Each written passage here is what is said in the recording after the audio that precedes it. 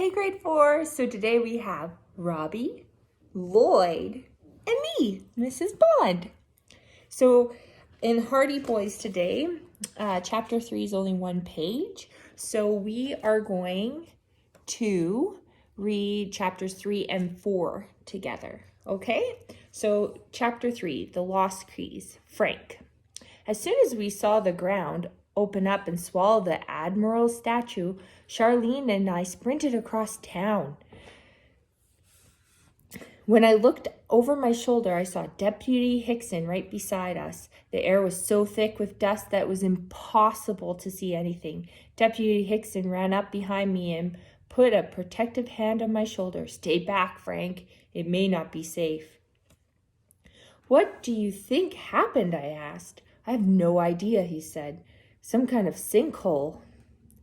"I've never seen anything like it." A crowd had started to gather, but the deputy kept everyone back until fire and emergency crews arrived. It took a long time for the air to clear enough to actually see the giant hole in the ground where the Admiral's statue had stood, and even longer to see the inside the crater itself. The statue lay on its back 15 or 20 feet below the surface, amid a pile of debris.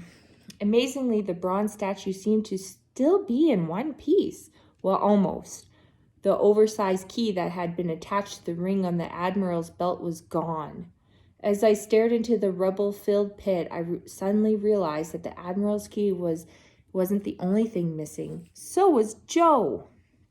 I had been so distracted by what had just happened, I'd forgotten that Joe was somewhere under the town square exploring the old tunnels with the Urbex Club.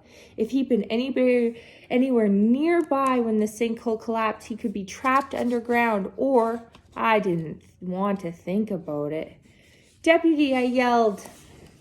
My brother and some other Urbex members were underground exploring. When this happened, they're probably trapped. A man started shouting, "I think somebody's down there." "Everybody quiet," ordered Deputy Hickson. Crack, crack. A sound almost like rocks scraping together echoed upside from the sinkhole. "We're going to get you out." I cupped my hands and yelled down, "Help is on the way." While the deputy organized and gathered tunneling gear, a small boulder rolled away from a pile of wreckage at the sinkhole's bottom. A second later, Joe popped out, and he was carrying a giant 2.5-foot long bronze key. Joe looked up at me with a big grin. "Hey, bro," he said. "Anybody lose their keys?"